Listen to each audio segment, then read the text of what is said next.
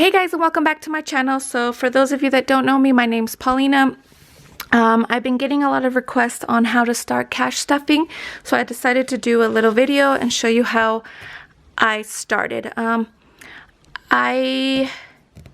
So the Budget Mom, she is actually here on YouTube and on Instagram. She actually got me started to do cash stuffing after seeing her videos on Instagram. She actually was the one that had me convinced to start cash stuffing. I would budget before, but I noticed that since I was still using my debit card and swiping every time I would go grocery shopping, I always seemed to be still over my budget. So I decided about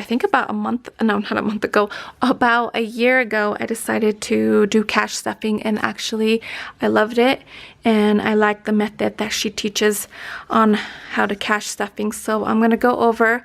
If I mess up, I apologize, but if you go to the Budget Mom on Instagram or YouTube, you will find she's really good at explaining this stuff. So but yeah, so let's get started. So the first thing that she teaches is write down everything that you spent.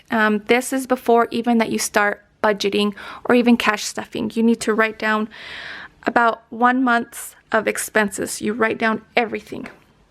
The second step is that you write down all your bills.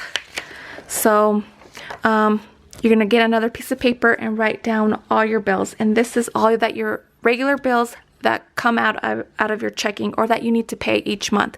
So you're going to write down their due dates, a description of what it is that it comes out, and then the total amount that they take out. Okay. After that, you are going to categorize. You're going to categorize your spending. So for example, all my income is in green. My utilities are all in this pink. My debt is in red. Budgeted is in this orange, and everything that goes into savings is in this light blue. Also, you can write a little header up front, not up front, up on top of your page, and do like a little table. That way you don't forget. Do keep in mind that you do not need to get the book or anything. A simple piece of paper and pencil will do just fine. But yeah, so, and then at the end of each month, once you're done categorizing, you're going to add up each category.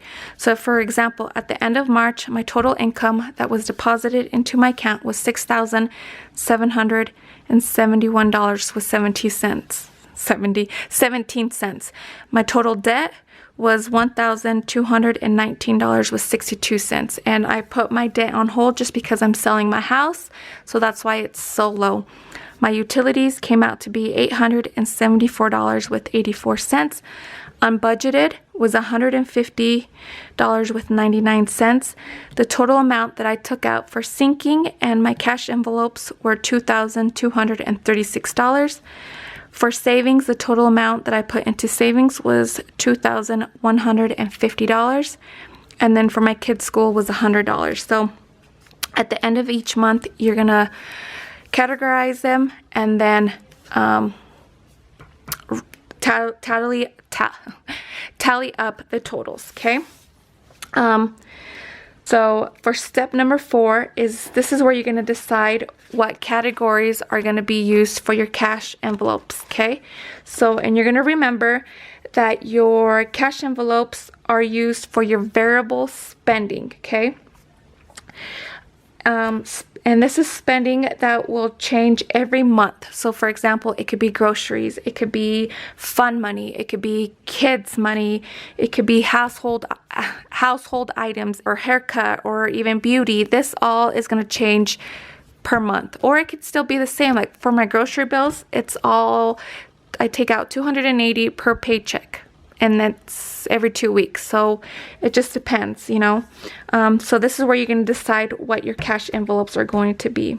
So remember that your cash envelopes are mainly going to be categories that you tend to overspend.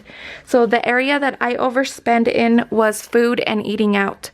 Before I even started cash stuffing, I noticed that I was overspending on groceries and eating out.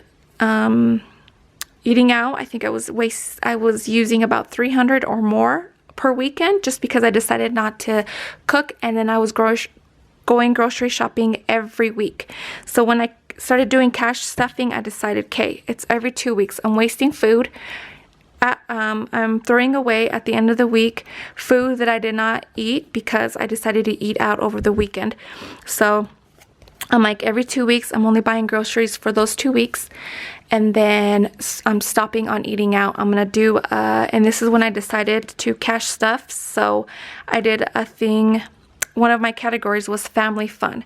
And this family fun, it was used for anything eating out. If my kids wanted ice cream at McDonald's or wanted to go eat out at McDonald's or something, whatever it was, I had this money here for us to use. And then I have my grocery fund as well. And that actually helped not just me, but my family to kind of limit ourselves and see the food that we were wasting and how much money. After I started doing this, I started noticing how much money I was actually saving just by buying what I needed. And then once in a while, if we wanted to treat ourselves to eating out, I still had this money here, and they knew exactly how much money I could use. So that was always helpful. The next step after you decide your categories for your cash envelopes, you're going to ask yourself, what do you want to accomplish by doing this? Answering that question, you are going to decide what you're going to do with the money left over. And this is money left over after you're done budgeting money for your bills and your cash envelopes and seeking funds. If that money left over, it's all up to you what you decide what you want to do.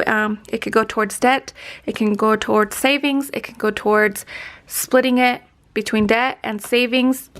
It could be also going towards vacation. This is all up to you and depending on what you want to do. So for me right now, all the money left over after I'm done budgeting after I'm done paying my bills and then getting money out from my cash envelopes and sinking funds, all the money left over I put into savings, and I leave that money in savings until about a day or two before my next pay period, and then I transfer it over to a high interest savings account. And that money that is there is gonna go towards our forever home, depending if it's for whatever use. If it's the down payment, to add more money to the down payment, that way I can pay it off sooner. But that is where I am currently putting my money that is left over. But anyways, I hope you enjoyed this video. I hope you understand it. If you have any questions, please comment down below and I will answer them. If you need me to explain a little bit more, you could comment down below and I will answer your questions. But don't forget to subscribe if you want to follow me in this journey, and I will see you next time. Bye!